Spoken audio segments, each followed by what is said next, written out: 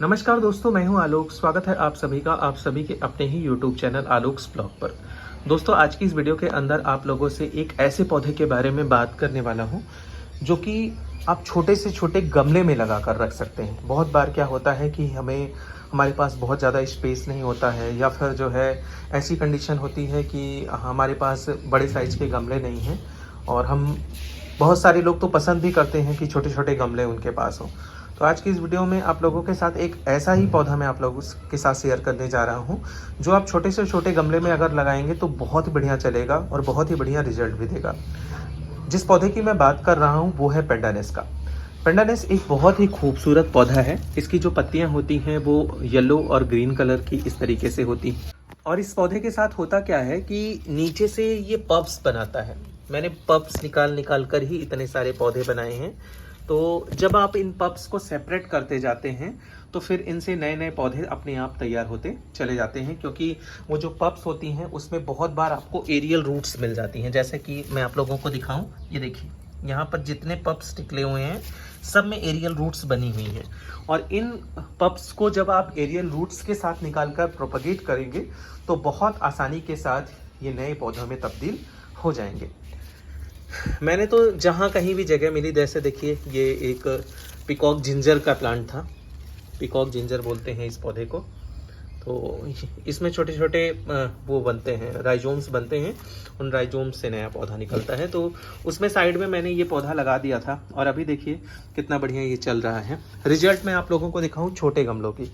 देखिए ये एक छोटा सा प्लास्टिक वेस्ट मटेरियल से तैयार हुआ पॉट है।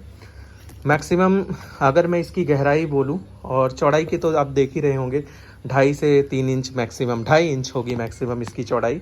और गहराई भी अगर देखा जाए मैक्सिमम इसके गमले की तो लगभग 4 से 5 इंच की होगी।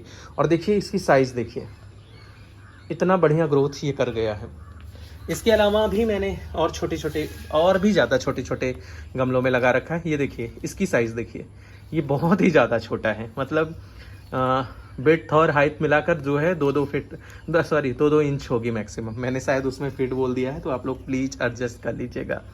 तो 2 इंच गहरा और 2 इंच चौड़ा पॉट है, उसके अंदर भी लग गया है। और इसके अंदर भी देखिए कितनी बढ़िया ग्रोथ इसके अंदर भी है। तो छोटे से छोटे गमलों में लग जाता है। इस वजह से अगर आप के पास छोटे गमले हैं तो आप प्रेफर कीजिए इस पौधे को लाकर लगाना। और देखिए कितनी खूबसूरत हेज इनसे बनी हुई है। मतलब एक पूरी अच्छी सी खूबसूरत लाइन आपको दिखाई दे रही होगी। मेरे 3 पॉट जो है वो इस विंटर के अंदर, ये जो ब्लू कलर वाले पॉट हैं, इसमें होता क्या है कि वाटर लगिंग ज़्यादा होती है। मैं इसी बार अब इनके गमलों को चेंज करने वाला हूँ। मैं वेट कर रहा हूँ कि कब बारिश शुरू हो और मैं रिपोर्टिंग करूं, क्योंकि मेरे यहाँ बीच में तो बारिश हुई, फिर इसके बाद बंद हो गई है। अभी बारिश नहीं हो रही है। जैसे ही बारिश शुरू होगी मैं इनको मिट्टी के पॉट में या फिर किसी ऐसे पॉट में डाल दूंगा जहाँ पर इनका ड्रेनेज अच्छा मिले और वाटर लॉगिंग थोड़ी कम हो।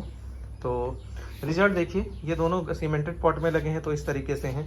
बाकी अभी ये बच तो गए लेकिन बहुत बुशी नहीं बन पाए हैं। और 3 गमले मेरे इसके ख़त्म भी हो गए, वरना मेरे पास 7 गमलों में ये लगा हुआ था। हालांकि कम नहीं है, मेरे पास हैं ये काफ़ी ज़्यादा क्वांटिटी में। लेकिन मैंने ये सोचा था कि जब ये अच्छे खासे तैयार हो जाएंगे मेरे पास, तो मैं इनकी हेज बनाऊंगा अपने बाहर। जो मैं यहाँ पर ये लॉन तैयार करवा रहा हूँ, यहाँ पर मैं इनको लगाऊंगा किनारे किनारे। वो साइड वाली जो मोर पंख के इधर साइड वाली क्यारी है उसके अंदर। खैर ये तो अभी आगे देखा जाएगा। नहीं होगा तो मैं फिर से इस बार इनके पप्स को निकाल निकाल के कुछ पौधे नए तैयार कर लूँगा। और बहुत जल्दी अगर ग्राउंड पर लगेंगे तो और भी जल्दी ये ग्रो करेंगे। सबसे पहली बात, अगर ये पॉट के अंदर आप लगा रहे हैं तो इनडायरेक्ट सनलाइट के अंदर रखिए, डायरेक्ट सनलाइट में इसको मत रखिए।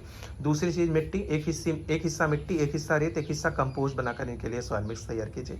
तीसरी चीज़, पानी, मिट्टी को चेक करके ही पानी देना है, ओवर वाटरिंग नहीं करनी है। और जब थोड़ा गर्मी का समय हो उस समय मिस्टिंग करके वाटरिंग कीजिए। ठंडियों में इनको आपको पाले से बचा कर रखना है, क्योंकि पालों से ये बहुत जल्दी ख़राब होते हैं। मतलब जब पाले कटना शुरू हो जाते हैं विंटर में, तो मैंने एक चीज़ ये देखा कि मेरे छोटे गमले जो बहुत छोटे छोटे थे, उनके मेरे पास स्पेस था, मैंने उनको अंदर की साइड में रखा था, बाकी मैंने वहाँ बाहर की साइड में डाल दिया था। तो जो बाहर थे वो ख़राब हुए और जो अंदर रखे हुए थे बहुत अच्छे थे। तो मतलब पालों से बचा कर रखना है और साथ ही साथ ठंड हवाओं से बचा कर रखना है। तो गर्मियों में मिस्टिंग करके पानी दीजिए और हाँ, गर्मियों में तेज़ धूप के संपर्क में आने से बचाइए। हालांकि इनडायरेक्ट सनलाइट में रखा रहेगा तो फिर ऐसी कोई दिक्कत आएगी नहीं। बात अगर खाद की करी जाए तो साल भर में इनको 2 बार आप कंपोस्ट दीजिए, वर्मी कंपोस्ट और फिर काउडंग कंपोस्ट, जो कुछ भी आपके पास हो आप 2 बार दे दीजिए। उसी से ये पूरा साल अपना काम चलाता रहेगा। कभी कभार इन पौधों की टिप्स ब्राउन होती हुई देखी गई होंगी और या फिर पत्तियां बार बार गलकर निकलती हैं। तो ओवर वाटरिंग इसका बहुत ही ज़्यादा बड़ा रीज़न होता है। जब कभी पानी ज़्यादा हो जाता है तो ये बहुत ही जल्दी रॉट होना स्टार्ट हो जाते हैं और जब ये रॉट होने लगते हैं तो इनकी पत्तियों की टिप्स जो हैं वो सबसे पहले ब्राउन होना शुरू हो जाती हैं।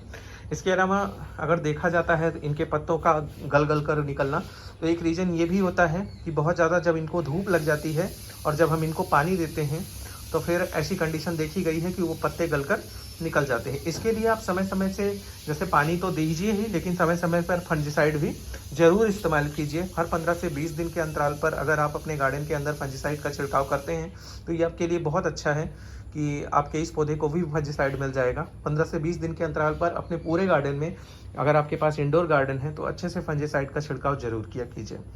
बाकी आप लोगों ने देख ही दिया, ये बहुत ही छोटे गमलों में लगकर बहुत ही बेहतर रिजल्ट देता है। तो आपको इसे अपने गार्डन के अंदर ज़रूर लगाना चाहिए। इस वीडियो को यहीं पर एंड करते हैं। मिलते हैं आप लोगों से किसी नई वीडियो में, तब तक के लिए bye bye and take care.